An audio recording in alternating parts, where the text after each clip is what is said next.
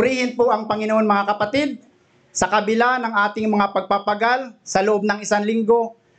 Marahil ang iba po sa atin ay mga pagod sa kanya-kanyang mga hanap buhay, sa kanyang mga ginagawa araw-araw. Ngunit ganun ba man mga kapatid, hindi natin inalintana ang mga bagay na ito dahil lamang sa pagsunod natin sa kautusan ng ating Panginoon at sa pagsunod natin sa kanyang kalooban. Mga kapatid, ang ating pong topic sa umagang ito, marahil ang oras po ay alas 10 na po. Kung ito po ay gagawin kong 1 oras, alas 11 na po tayo matatapos. At maglilison pa po tayo. Abutin na po tayo ng alauna. Kaya naalala ko po ang sinasabi ni Brother Lito na kung anong naramdaman nyo ay naramdaman ko rin. Kaya nga, ito mga kapatid ang aking pong pagsasalita, hindi ko na po pahabain dahil alam ko po na at maiksin na rin po talaga ang aking pong mensahe sa umagang ito. Mga kapatid, marahil kung aking pong napakatagal na po akong hindi nakapagsalita sa ating pong harapan. Bakit nasa 4 na taon na po yata. Ang huli ko pong pagsalita ay doon po sa Jiribel at hindi pa po yun nagpa-pandemic. Kaya medyo ang inyo pong lingkod ay naninibago at kinakabahan. Ngunit ganun po mga kapatid, kayo na lang po ang bahala pong mag-unawa at kayo na lang po ang maging magtalastas ng aking pong sasabihin para po ito po ay maging, sana po ito ay maging karapat-dapat sa atin at lalong higit sa ating mahal na Panginoon. Maraming salamat mga kapatid sa binasa po ng ating pong kapatid, si Brother Ruben. Brother Ruben, welcome uli na ilang linggo ka nawala, namimiss ka namin. Lalong higit ngayon po ay mayroon po kaming bagong tagaturo po ng awit. Kaya hinahanap-hanap ka po namin dahil kukunti lang po kami. Ilan na po kami nung nag-practice nung Sabado. Ngayon, nandito ka na. Madadagdagan pa at kung sino pa po ang mga may gusto pong sumama po sa, ang pamagitan, Brother Lito? Amen. Amen. Yun po ang ano po ng ating pong grupo. Sila Brother Jitro, o sino man po dyan, ay pansin po natin, ilang taon na po na puro na lang po mga women ang nagkakanta dito. Parang kinakawawa naman po yung mga amen. Kaya ngayon po ay babawi tayo. Yung ibang mga kabataan dyan, hiwalay din sila. Sila Brother Brian, alam ko, kumakanta dito, minsan narinig ko sa video kaya dadagdagan natin. Babawi tayo sa mga women. Tayo naman, amen, ay papalakasin natin ang ating pong pag-practice sa awit. Mga kapatid, ako po ay nagpapasalamat sa nagbasa ng aking pong topic sa umagang ito. At ito po sana ay maging karagdagan sa ating pong paglilingkod bilang isang Kristiyano. Ang pamagat po mga kapatid ng aking pong mensahe sa tanghaling ito ay marunong maghintay sa Diyos. At ito po mga kapatid ay napakahalaga dahil po tayong mga 70 Adventist ay matagal na pong naghihintay. Ang kahalagahan po ng marunong maghintay ay isa pong tunay na naglilingkod sa ating Panginoon. Mga kapatid, atin pong muling basahin ang binasa ni Brother Ruben kanina. Atin pong basahin muli sa Isaiah 40:31.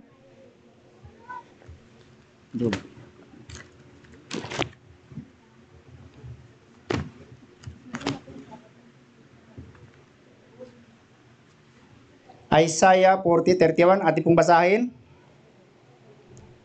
Ngunit silang nangaghihintay sa Panginoon ay mga babagong lakas. Sila'y pailan lang na may mga pakpak na parang mga agila. Sila'y magsisitakbo at hindi magpapagod. Sila'y magsisilakad at hindi mangaghihina. Mga kapatid, kamusta po ang ating pananampalataya sa tanghaling ito? Ang tanong po natin sa ating sarili, tayo po ba ay nanghihina habang tayo ay naghihintay sa Panginoon? Marahil ang ating pong mga katawan, sa totoo lang po mga kapatid, sino po sa atin ang hindi napapagod? Araw-araw po tayong naghahanap buhay. At minsan po ay malayo po ang ating pong paglalakbay sa ating pong mga trabaho. Marahil, minsan nasabi ng mga nanay, Akala nyo hindi kami pagod sa bahay lang kami? Sa totoo lang po, mas napapagod kami sa inyo. Andiyan naglalaba, nagluluto, nag-aasikaso kung sinong may mga batang maliliit. Tapos yung mga anak pa na pumapasok, madaling araw, gigising na, alas 3 na madaling araw, para paglulutuan. Kaya mga kapatid, hindi rin po natin pwedeng sabihin sa mga nanay na sila ay hindi pagod dahil sa bahay lang. Mas marami po silang mga gawain pag sa loob ng bahay lang. Kasi all around, tayo. Pag nagmamaniho tayo, o saan na tayo pupunta, kung nag-uopisina tayo, ayun lang talaga itutok natin. Ay yung mga nanay, hindi nga po alam natin, yung ibang nanay, nagsasideline pa yan, kung saan pupunta sa kapitbahay para pandagdag ng income man lang. Kaya nga mga kapatid, tayo po ay naniniwala po sa ating po mga secular na mga gawain, tayo po ay napapagod mga kapatid. Ang sabi po dito sa Isaiah, ang marunong maghintay ay isang mabuting katangian. Tayo po, bagamat tayo ay napapagod, ngunit pag mayroon po tayong hinihintay, excited din po tayo mga kapatid. Ang marunong maghintay ay isang mabuting katangian na dapat nating aralin sa ating mga sarili. Madali tayong mabagot, ayaw nating maghintay. Ngunit ang paghihintay mga kapatid ay isa pong mga katangian na tayo po ay nagtitiwala sa ating Panginoon.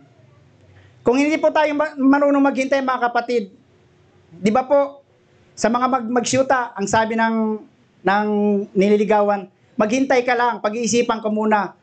Pero kung hindi po tayo maghintay, maghanap tayo ng iba. Kung siya ay mahal natin, hihintayin natin yung desisyon niya. Kaya, napakaganda mga kapatid sa ating po mga sarili na mayroon po tayong inihintay, lalong higit sa ating pong Panginoon. Tayo po ay mga Kristiyano at sumusunod sa Kanya. Hinihintay po natin, kahit pagod po tayo, ay excited tayo sa ating mga buhay kasi tayo ay mayroong inihintay pagdating ng Panginoon. Ang sabi po dito mga kapatid, mayroon po akong isang kwento. Alam niyo po yung isang minero mga kapatid. Ang minero po, di ba, sila po ay naghukay ng mga lupa para po maghanap ng kayamanan o di kaya mga ginto. Naalala ko po nung napanood ko po sa TV, sa lugar po ng ating pong liman nung nakaraan na si Brother Manny, sa Romblon. Akin pong napanood yung minero, mayroon pong nagmimina doon sa lugar nila at doon po ay nagkakagulo-gulo ang mga taga Romblon, mga tao, dahil po, pag ito ay minina ng isang minero, mawawasak po yung lupa at hindi po natin alam pagdating ng panahon kasi puputulin yung mga kahoy, mga gubat. Ang kahantungan ng mga kapatid ay magbabaha, kawawa naman yung mga tao doon sa baba na matatambakan ng lupa. Ito po ang gawain ng isang minero mga kapatid. Isang minero ang bumili ng lupa upang pagminahan ng langis at ginto. Humukay ng humukay ang isang minero, ngunit wala itong nakuhang ginto o langis sa kanyang biniling lupain mga kapatid. Dumaan ng isang taon, wala itong nakitang langis. Matagal na panahon na inutusan niya ang kanyang mga tauhan na humukay ng humukay para po ito po ay matagpuan nila ang kanilang hinahanap. Wala itong nakitang langis sa tagal nilang kahuhukay. Malalim na hanggang sa sumuko na sila mga kapatid. Sumuko na ang minirong ito. At hanggang sa nakapagpasya ang minirong ito na ibinta muli sa isa pang minero. Ibininta mga kapatid ng isang minirong ito sa isa pang kasama niyang minero kasi po hindi po siya talaga makakahintay. Gusto niya darating kaagad yung kanyang makikita niya kaagad yung kanya pong hinahanap. Dahil hindi siya makapaghintay mga kapatid, ay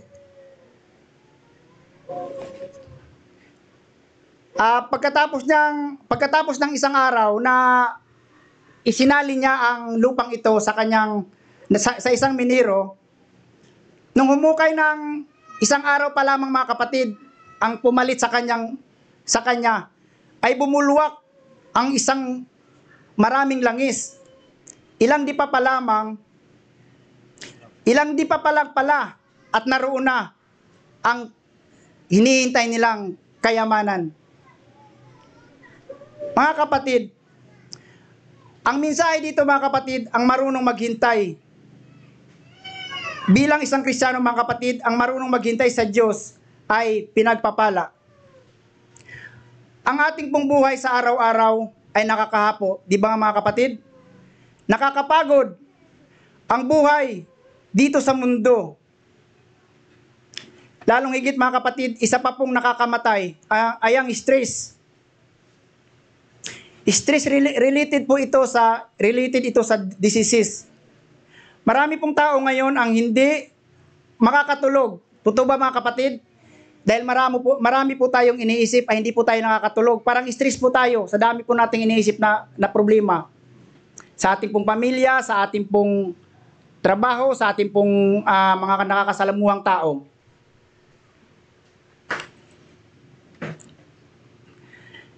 Hindi po tayo makatulog ng mahimbing. Ngunit kung marunong tayong maghintay sa Panginoon mga kapatid, ay hindi natin kailangang may stress.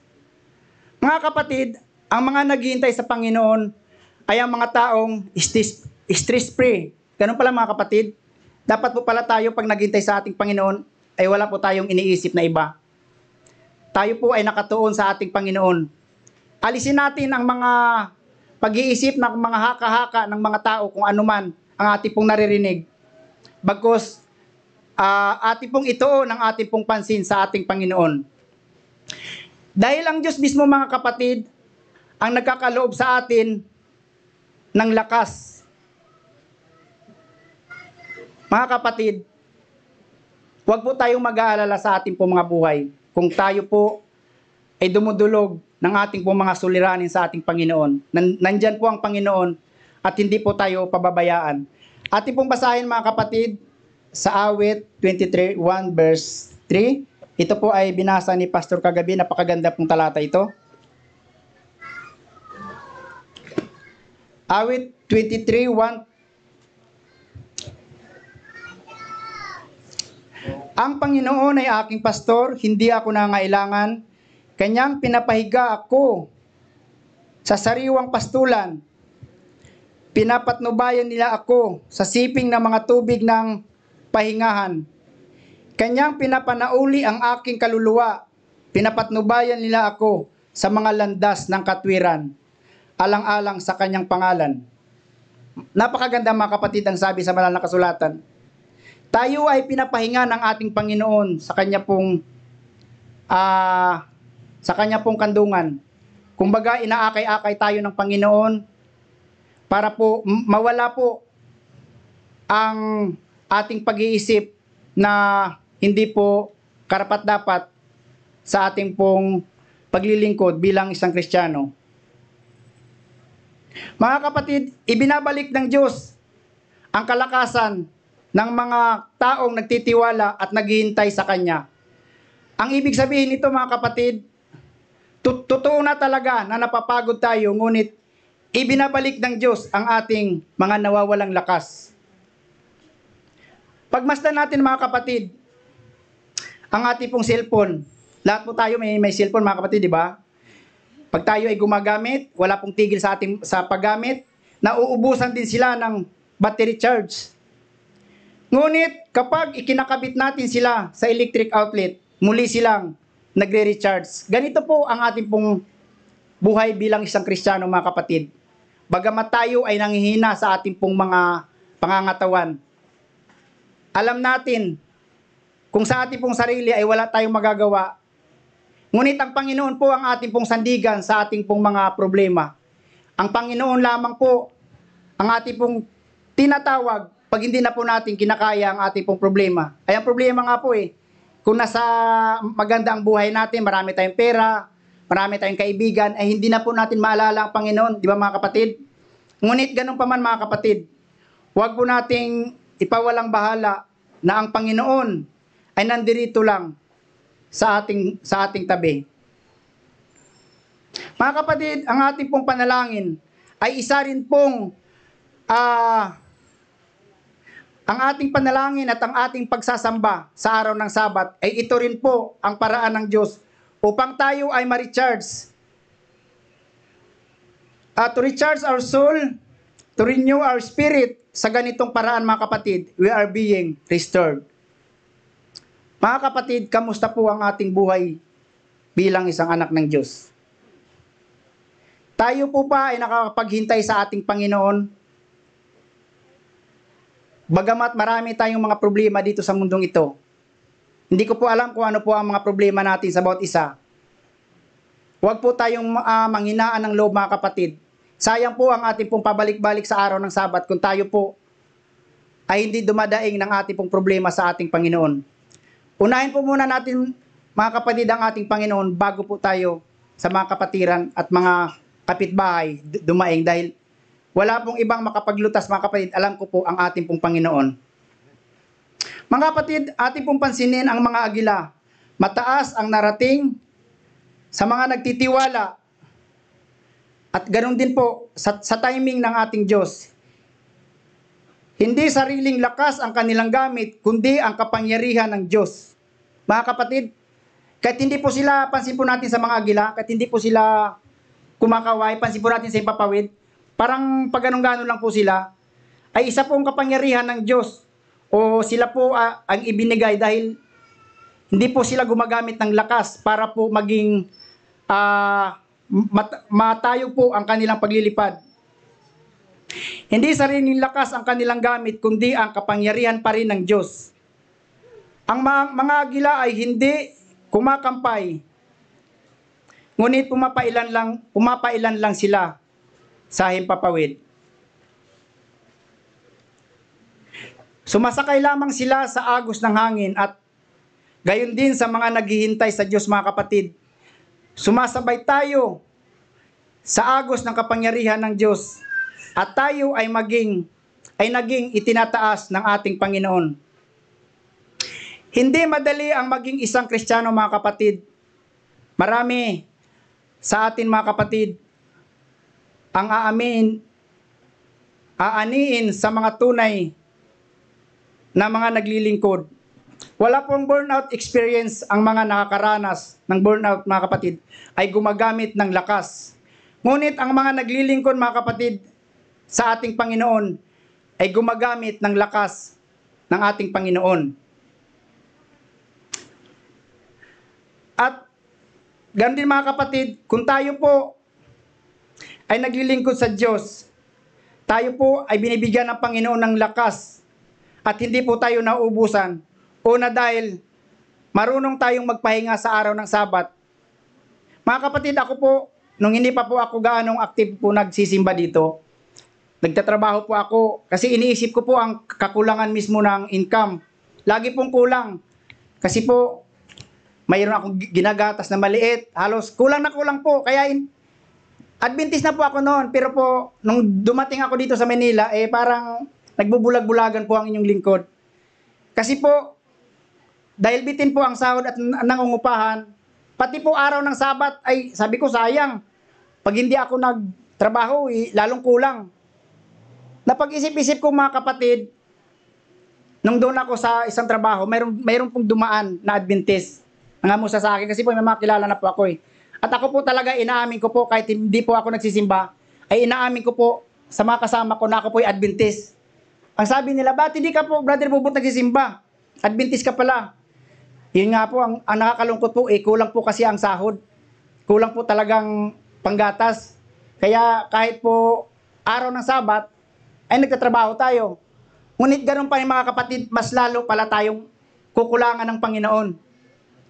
Dahil ang para sa Kanya ay ginagamit natin. Ganun, mga kapatid, ang kinahantungan noon ay nagkasakit yung bata, maraming dumarating na problema kasi po, ang sabi ng Panginoon, alalahanin, ay hindi ko po inaalala yung araw ng Sabat Kaya mga kapatid, bilang isang Kristiyano at bilang isang Adventista na sumusunod sa kanyang mga utos, marami pa po tayong daranasing mga pagsubok dito po sa mundong ito. Marahil ang iba po ay sa mga trabaho, sa mga kalsada, sa ating mga paglalakbay, sa ating pong mga kapitbahay, sa ating mga kapatiran. Kailangan mga kapatid, ang lahat ng ito ay ating pong idaing sa ating Panginoon. Ngunit bago po ako magtapos mga kapatid, mayroon po akong isang kwento at ito po ay parang karagdagan lamang po sa ating pong pamumuhay bilang isang Kristiyano. Mga kapatid, mayroon pong iglesia na mayroon pong kapatid na siya po ay hindi pa po Adventista. Kumbaga nagsusubaybay sa mga ginagawa natin sa loob ng iglesia. Siguro mga ilang Sabado na po mga kapatid, pabalik-balik. Hindi po dito sa atin nangyayari sa ibang iglesia po. Pero po, sa Adventist po ito. Mayroon lang po isang nagkwento sa akin. Kaya, ang paalala niya nga sa atin, ng isang kapatid ay, mag-ingat tayo sa mga may pumupuntang mga ating mga kaibigan, mga kapitbahay. Ipakita natin sa kanila na tayo ay tunay na naglilingkod sa Panginoon at ibibigay natin ang ating mga pagmamahal sa ating kapwa.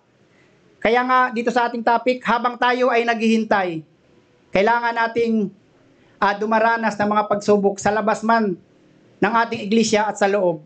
Mga kapatid, ang aking pong kwentong ito bago pa ako magtapos mga kapatid, ang sabi po dito ng babae, may isang babae na pumunta sa pastor. Ang sabi niya, "Pastor," sabi ng pastor, "bakit kapatid? Hindi na ako babalik sa iglesia nyo." Nagtataka ang pastor mga kapatid. Sabi ng pastor, "Bakit kapatid? Di ba okay naman pagkasama natin dito?" Hindi pastor, mayroon po ako napapansin dito sa loob ng iglesia. Ang sabi niya dito, kasi pastor naman, may nakita ako sa loob ng iglesia na nagkikwentuhan habang may nagsasalita sa harapan. Sabi ng pastor, "Oh, napapansin mo yon?" "Opo, pastor, ako po ay nagsusubaybay po sa mga ikinikilos sa loob ng iglesia." Sabi pa niya dito, may nagkukwentuhan, may nagsisiraan, kapwa mga kapatid. Naku, sabi ng pastor, naku, napakalungkot yun Mga kapatid, hindi po dito sa atin, sa iba pong iglesia, mga kapatid, baka sabihin nyo dito po sa atin isa lang po itong napagdaanan namin ng kwento. Ang sabi dito, "Pastor, may nakita ako sa loob ng church na nagkukwentuhan, sinisiraan ng kapwa niya kapatid. May mga taong mapagkunwari, mayabang, maging umikot siya doon sa nagtuturo ng kanta. Ang sabi niya pa, mali ang ginagawa." Napapansin niya yun mga kapatid? Maraming tao ang tumitingin sa cellphone habang may nagsisirimong pastor. Sabi ng pastor, naku, nakikita niya talaga yung kilos natin. Ibig sabihin, nagsusubaybay talaga siya mga kapatid. Kaya po, hindi man po nangyari dito sa atin, mag-ingat po tayo. Kasi po mayroong gano'n na nagmamatsyag lang sila sa mga kinikilos nating mga Adventista. At ang daming mali, pastor. Ano pa? Nakita ko sa inyong iglesia. Okay, sabi ng pastor, okay. Okay na kapatid. At ang masasabi ko lang sa iyo, at sumagot ang pastor, okay. Kapatid, pero bago ka umalis, pwede ba akong makahingi ng pabor? Humingi naman si pastor ng pabor. At ang sabi niya, okay pastor, pabor lang pala walang problema. Ang sabi ng pastor, kumuha ka ng isang basong puno ng tubig. Puno talaga. At umikot ka sa loob ng iglesia, sa loob ng church, ng 3 bisis. Na walang matatapon na kahit isang tulo. Ako, mahirap yun mga pinapagawa ni pastor. Kahit isang tulo ng tubig ay walang matatapon. At pagkatapos, kapatid, ay pwede ka nang umuwi at magpaalam. Okay, pastor? Simple lang ginagawa mo pinapagawa mo sa akin. Sandali lang yan. Basta pagkatapos, pastor, uwi na ako Okay. Walang problema. Sa isip-isip ng babae, mga kapatid, ay napakadali naman ang pinagagawa ng ating pastor. At dito mga kapatid, at umikot ng 3 bisis sa loob ng iglesia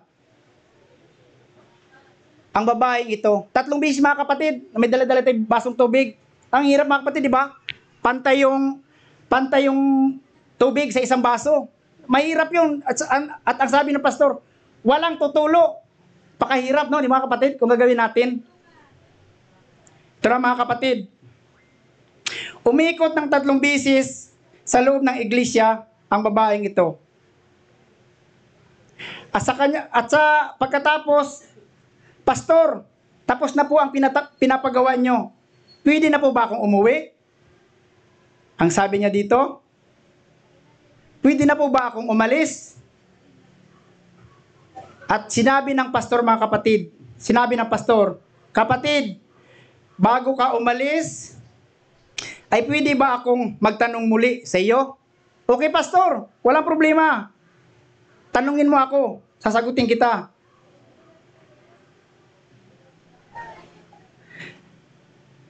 Ang sabi ng pastor, nung palakad-lakad ka at iniikot mo ang loob ng church ng 3 bisis, nakita mo ba na may mga kapatid na nagkukwentuhan? Wala po, pastor. Oh, parang nagbaliktad, di ba? Kanina may nakita, wala na. May nakita ka bang nagkukwentuhan mga kapatid? Na mga kapatid sa loob ng church? Wala po, pastor. May narinig ka bang sinisiraan ng isang kapatid ang ating kapatid? Wala rin po, pastor. Ang sabi ng pastor, may nakita ka bang naglalaro ng cellphone habang may nagsisirmon? Wala po, pastor. Ano mga kapatid?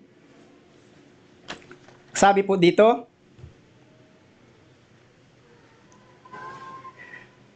ang sabi ng pastor, alam mo kung bakit kapatid?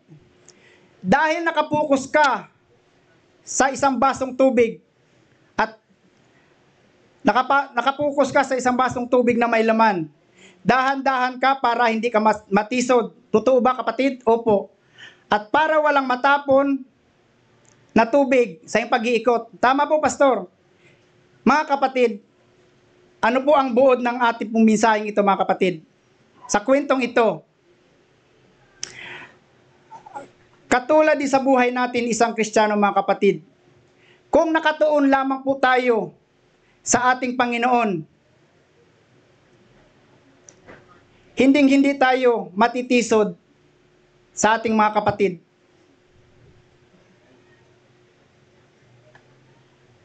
At wala rin tayong makikitang iba, anuman ang ginagawa ng ating mga kapatid. Anuman ang kanilang kamalian, ay huwag po nating titingnan. Bagkus tayo po ay nakatuon po sa ating Panginoon. We will reach out an helping hand to them and concentrate on our own walk with the Lord. Always remember mga kapatid, focus po tayo sa Panginoon, huwag po sa ating kapwa. Dahil ito po ang isang magbibigay sa atin ng kahinaan kung tayo po ay titingin sa ating kapwa. Habang tayo po ay naghihintay sa ating Panginoon mga kapatid, lagi tayo nakapokus, anuman ang ating maranasan dito sa mundong ito, ay huwag po nating ipokus sa ibang mga bagay, bagkus sa Panginoon po tayo pupokus. Ang sabi ng banal na kasulatan, habang tayo ay naghihintay at magtitiis hanggang sa wakas, siyang maliligtas. Happy Sabbath po.